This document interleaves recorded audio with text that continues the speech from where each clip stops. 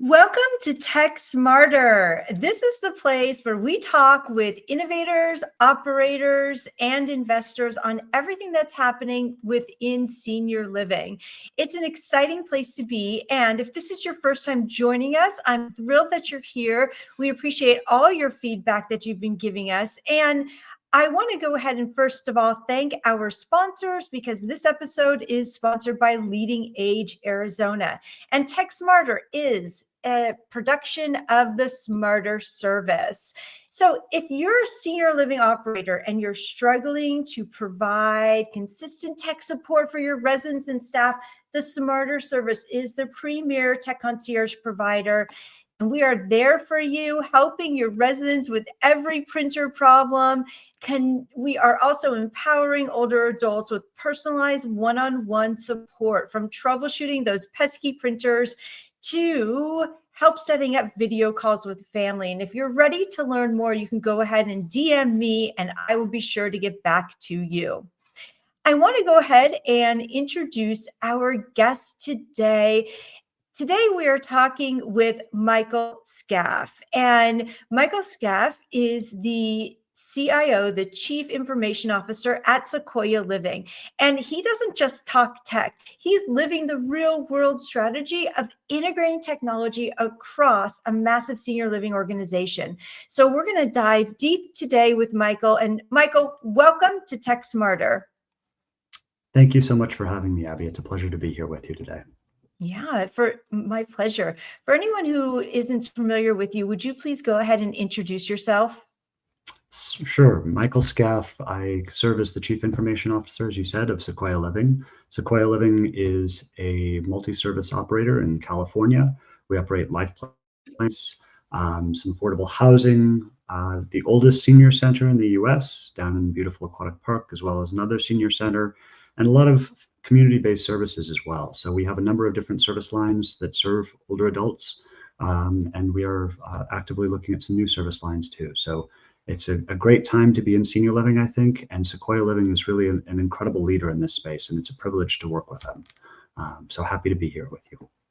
Thank you. Thank you so much. So, Michael, from your perspective, what's the single biggest misconception innovators have about developing technology for older adults, and how does that prevent them from building effective solutions? It's a great question, Abby. It's a challenge because there's so many good ideas out there and so many good solutions that unfortunately often don't really achieve their maximum efficacy because the folks designing them don't really validate that they will work within the context that they're hoping they will. So even if there's some great technology idea or service idea that seems to be functional or operational or viable from, I will call it the outside, it's really important to test that within the industry and make sure that it doesn't just function externally, it doesn't just function independently.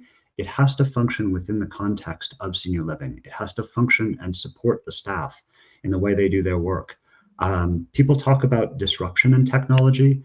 I don't like that word in healthcare, both in acute care as well as in post-acute and long-term care on our side of the healthcare continuum, because it implies that we can come in and break things and expect that to make things better. And that doesn't always end up being the case. So I think it's really important for innovators to validate their idea will actually work within the context of how senior living operators actually work, the way the staff work, the way the residents engage with their communities, and want to live their lives.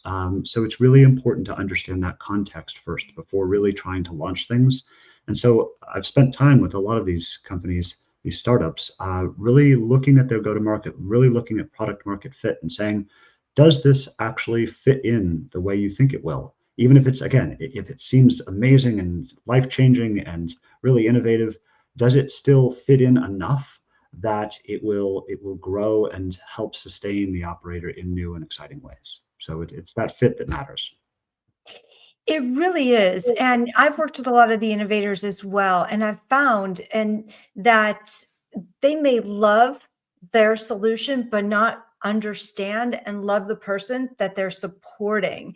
Yes. And yeah, I mean, we've seen this time and time again, helping an older adult with their technology and seeing how firsthand Yeah, ignoring their needs at the start can derail or disrupt a great innovation. So we've just seen this over and over again. And, you know, many organizations focus on resident facing tech, like an engagement portal, for instance, hmm, but they neglect the back end impact. yeah, And a lot of times that often impacts staff burnout, right? And absolutely. turnover.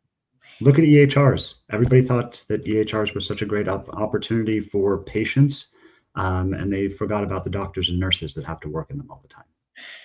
Amazing. It's just, it's such an oversight. What technologies are you seeing successfully move the needle on staff empowerment and retention? And how do you quantify that return on investment?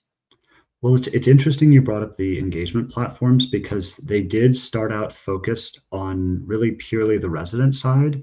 And I've seen now the best ones out there really think as much, in some cases, if not more, about the staff interactions with the residents and the staff operational workflows, because those have to mesh here. Those have to blend with how the residents are living their lives and how the operations are running effectively. So the best engagement platforms out there really are not just resident facing platforms, but staff facing platforms as well. And they really help support the staff operations, whether it's in logistics or transportation or food and dining or activities or life enrichment. And they really become a core platform for those staff.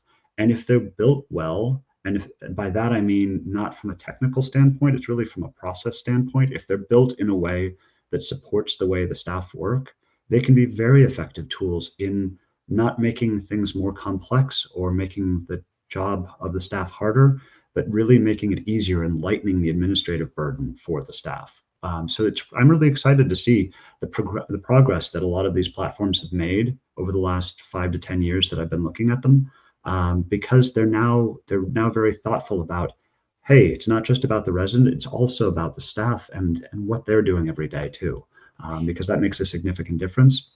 And to answer your second question, we look at churn numbers, we look at turnover, and we also measure staff satisfaction as much as we measure resident satisfaction. Because if the staff aren't happy, they are not going to deliver the best possible care and services to the residents. Yeah, it's critical because a burnout staff member has no time or patience to help a resident with their Yeah, devices. I mean, that's yeah, one of the things that the smarter service does. We fill that gap, but the technology should fundamentally support the caregiver and the staff as well. So, so important. In my experience, and I saw how during the pandemic, the absolute importance of a resident engagement platform yes. became, and that the Mhm. communities that didn't have that in place, they were just duplicating efforts all over the place. And Right. so it's really unique to see how certain communities rose to the occasion and other communities stayed in the dark ages. And you were mentioning that there's just such a late adoption of technology in senior living. Is there any way that operators can uh, adopt sooner, become more informed about what's out there, and that technology can be more useful in a more supportive way? I think we're entering an inflection point in the industry. And I've given a couple of talks at different conferences about this. I gave a keynote speech about a year ago on this topic. I believe we're heading into an exciting era where a couple of things are happening simultaneously. One, the technology is finally maturing to a point in a lot of different areas that it is showing real efficacy. And that's both in sort of the resident engagement platforms, some of the sensors and resident safety elements, really across the board, that is important for, so that you actually can show some value once you adopt this technology. It's actually a good investment, a good financial investment, and a good operational investment for the staff and the operators. So as technology has matured, senior living operators are finally more prepared to adopt these technologies too. They're becoming aware of the fact that these are valuable. These are not just a gadget. These are not just something that is a nice to have. A lot of these elements are now differentiators, especially with this demographic, this generation of residents that are moving in to all of our communities, there's more of an expectation that technology will be part of the services that are delivered to them, more part of the hospitality. Things will be more personalized. So there's more elements here that are necessary and that both the senior living operators and our customers, the residents and their families, are expecting. So that, and finally, there's some elements in reimbursement that are finally moving into position to pay for things more on the healthcare side of the spectrum continuum. But these three elements together are really precipitating an exciting change and actually a rapid increase in adoption in technology in senior living. And yes, senior living has traditionally lagged behind in technology adoption. If acute care is about 5 to 10 years behind sort of enterprise companies, enterprise technology, senior living has tended to be another 4 to 5 years behind that. We're starting to catch up, which is really exciting. The people are aware of these opportunities and they're really excited to move forward with them. We're putting some of the fundamentals in place, simply things like Wi-Fi in resident-facing areas was never in place before because operators couldn't justify the investment. There wasn't enough use of these technologies. Now there finally is. So all of these elements move together to really support this confluence of progress in ways that will really drive adoption and really help do a lot of things. We still have challenges, I will say, with the digital divide, but as we're looking outside the industry, and you and I talked about this a little bit before this segment, I and others are taking the opportunity in senior living not just to keep having the same conversations, but to start seeing what other parts of the world are doing in healthcare, in operations, in enterprise technology, and really leveraging some of those best practices and some of the exciting innovations that are now possible. So I will be attending the health conference next week, looking at digital health opportunities, because it's good to have conversations within our industry and see what other folks are doing. I also think it's really important that we challenge ourselves to break through that inertia and the same conversations that we sometimes have and see what else is happening out there and really learn from that. Plus, finally, the AI era that we have to mention and that we're all in right now is an accelerant for progress. Everything from the user experience to what is possible behind technology, we're going to see a lot of progress based on that too. Wow, you touched on so many things. And so I want to first address the infrastructure of the Wi-Fi, for instance, and providing this kind of technical support. So in the past, having something like Wi-Fi would have been a need to have. Now it is an expectation. Yeah. And I liken this to the same way that communities used to think that it was appropriate to maybe have a once a month tech education class on using your devices and perhaps being more secure online. And now it's far more about it being built into the infrastructure of the community rather than it just being an amenity. So you talked about that. Can you elaborate on that a little more, please? Absolutely. With the adoption of technology comes a few things. The need for ongoing education. We all know technology is changing so fast. So really providing resources to help educate the residents about what is possible and what the tools are and opportunities are that they can take advantage of. Also, with that, as we know, comes cybersecurity risks and fraud risks, especially with AI.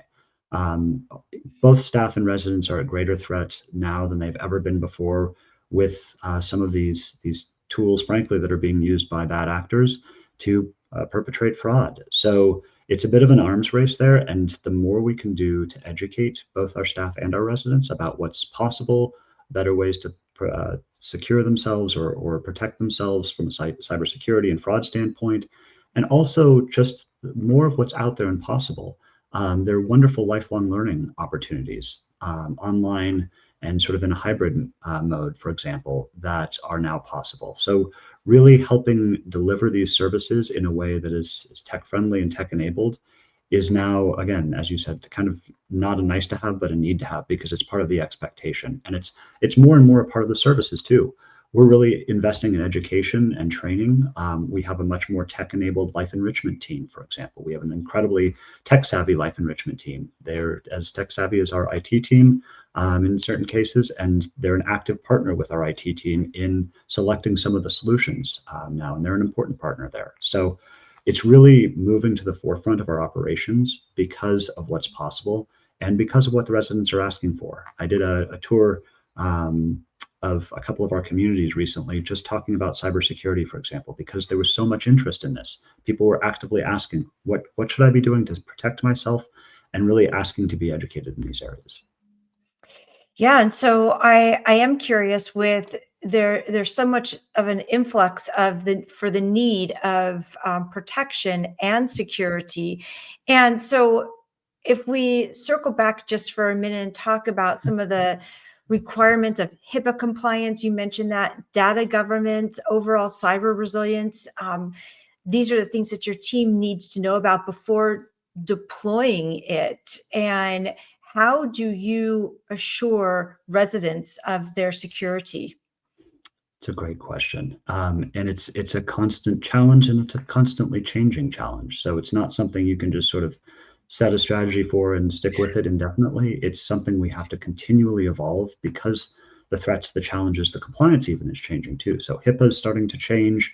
We're seeing some evolution and progression. Compliance usually is a lagging element in our industry and in most industries because it is always playing catch up with what is possible.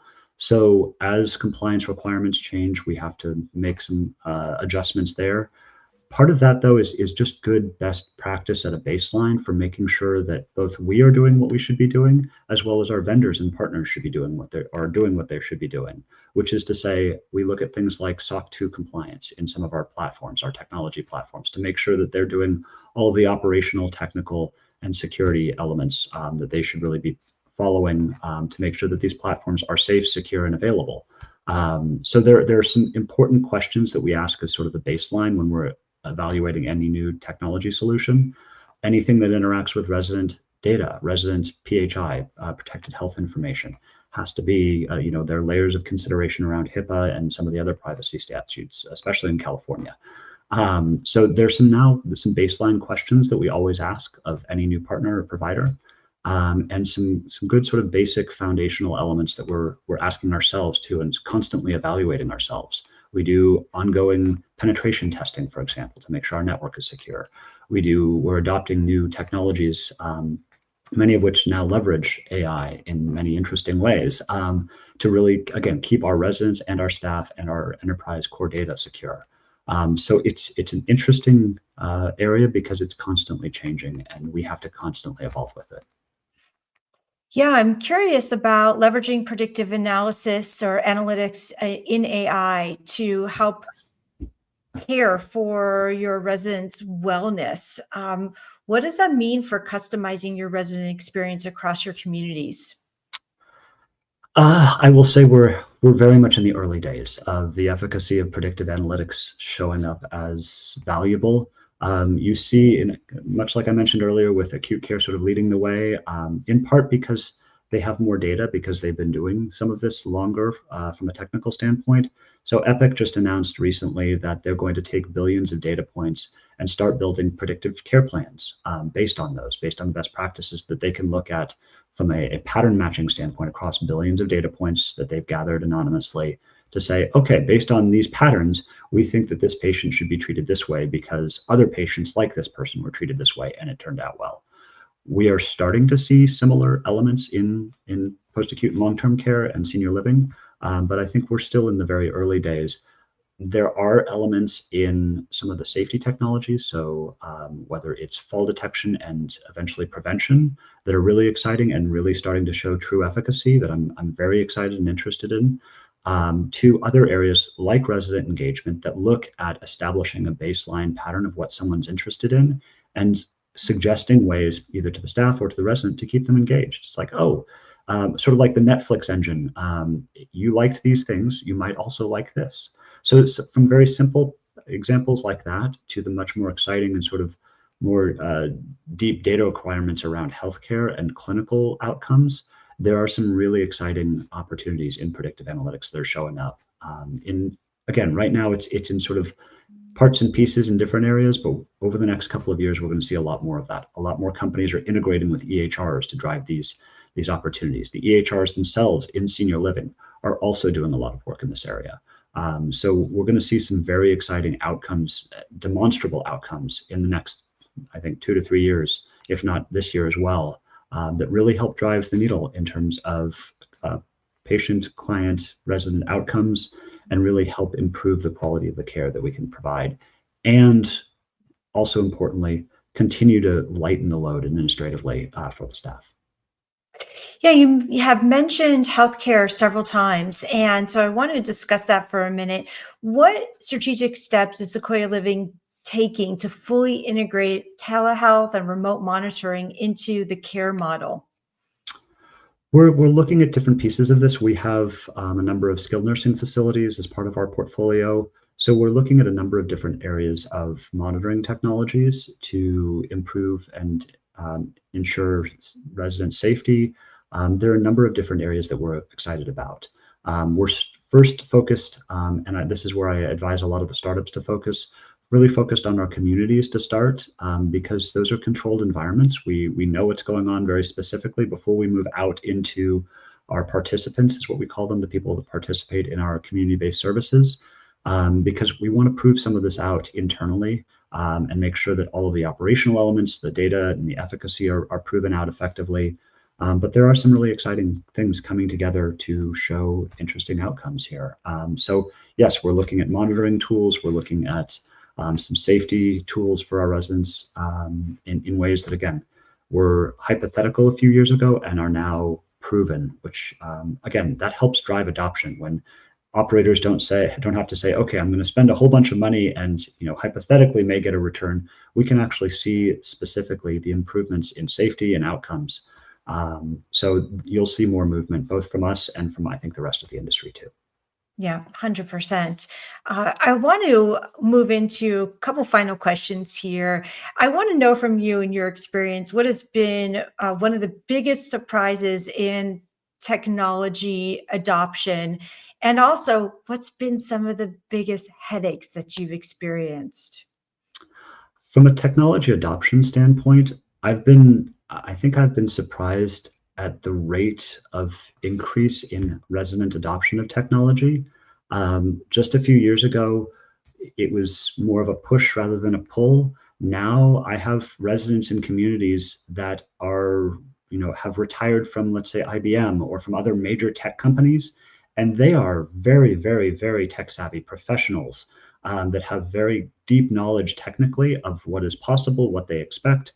And they're absolutely willing to get in there side by side with us, for example, and look at our requirements for our resident engagement platform, which is a wonderful opportunity for us, because then we can really ensure that these are driven by the people who will be using them. So it's not just hypothetically we're gathering, what we think might be good for them, but they're doing this with us now, which is a wonderful partnership. It also provides opportunities for engagement for them. They love doing this work, and we love doing it with them. So it's really exciting to get to do this. And I think it's the rate of adoption and the rapidity, how fast it's changed has really surprised me, because we went from one paradigm, I think, very quickly to a new paradigm here. Yeah, it's funny that you mentioned that, because I remember back in the early days of working with older adults that some of Mhm. my students would show up to classes with the new iPhone that didn't have a home button on it. And I thought Yeah. to myself, okay, I need to up my knowledge in order to serve them. Some of them showed up Yes. with an Apple Watch long before I had one. And so they were ready to adopt new technology before I was. And Mhm. I just see that happening more and more. And now, some of the headaches. What have been some of the biggest headaches in technology infrastructure, or just overall, that you never expected and never want to have again? Well, it's not that I've never expected some of these. I will say most of our industry is playing catch up. Mm, So with technology adoption accelerating sort of past where I think a lot of us are ready for, we're really trying to retool in a lot of places and make sure that we have Wi-Fi everywhere, make sure that we have the basic fundamental infrastructure everywhere that will help support some of this. So really just making sure that we have the right pieces in place. Also, we haven't talked about data and the use of data. That's use of data has been something that enterprise technology has used for decades. That's sort of the world I came from originally 30 years ago. And senior living is really waking up. We talked about predictive analytics. You have to have good, clean, well-structured data to do these things and to really see the outcomes that we're hoping for. We have to really retool our data infrastructure, if you will, and how we've integrated a lot of these systems to really maximize those outcomes and maximize the value of these investments. So we're having to quickly sort of restructure ourselves and come up to speed on many of these things. The nice thing is there's a lot of precedent out there. There are good examples of where this has been successful outside of senior living as well as in senior living, but there's some good places to look to see success and what success looks like and what we should where we should work on to improve our fundamental infrastructure to get to where we need to be. So I think there are some incredible opportunities. I think, again, we're going through a period of rapid change on the operator side. And I've had a number of conversations with other people in my chair, and heads of IT, CIOs, VPs of IT, around all of these challenges and what we're doing to sort of retool. Also, again, trying to keep up with the cybersecurity challenges, the interest in AI. So there's a lot of excitement and interest and some hyperbole around AI. Trying to keep up with what is actually practically useful and where the risks are. And those are still very much emerging, week by week as these models change. So looking at how we both prepare ourselves from a data standpoint and a utilization standpoint, as well as really make sure that we are change agents, we are catalysts for progress, and we're not standing in the way of progress. So working hard to make sure that we can actually support all of the excitement around AI and really leverage some of these new tools and opportunities as quickly and effectively as possible. So we have a lot of work to do, and I don't think our industry in general, and this is a generalization, but we're not used to moving this fast, and things are changing faster than we're ready or used to dealing with. Yeah, absolutely. At the Smarter Service, we have also been tracking data every time we work with residents in a community, and we've noticed the transition from helping someone with just something that's broken and then fixing it. And then because of the data, we can see that once that basic need is taken care of, then the resident starts applying technology towards what it can do for them and how it can help them in their hobbies and in their interests. And that's the data that we could use and put into place so that we can start teaching classes, not just about what to do when it's broken, but how to use it for your sake and for your enjoyment and your livelihood. Michael, go ahead, please. Just one last final thought here too that you touched on is, and I know we're almost out of time, is there's such a spectrum now. We have some very tech savvy residents, and we also have some residents that still are not comfortable with technology. So that's one of the other challenges, is effectively serving the whole continuum of technical knowledge there. 100%. And we meet them where they're at. Yes. So, Michael, that was pure gold. Thank you so much today. Thank you for sharing the blueprint on scaling tech in your community. It was truly a masterclass in working smarter. For our listeners, if you're nodding your head right now because your community needs to move from tech mess to tech success, we want you to reach out to us so that we can make this transition easier for you. And for those of you that are participating in the chat, we thank you so much, and we will see you right back here next week. Michael, how can people get in touch with you? Email, LinkedIn. I'm out there on the internet, so I'd love to hear from you if you have some interesting thoughts. And let's engage in this. This is a conversation, so that's how we move the whole industry forward. And Abby, thank you for hosting this. I appreciate it. My pleasure. And thank you for being here with us today. And we'll see you right back here next week on Tech Smarter.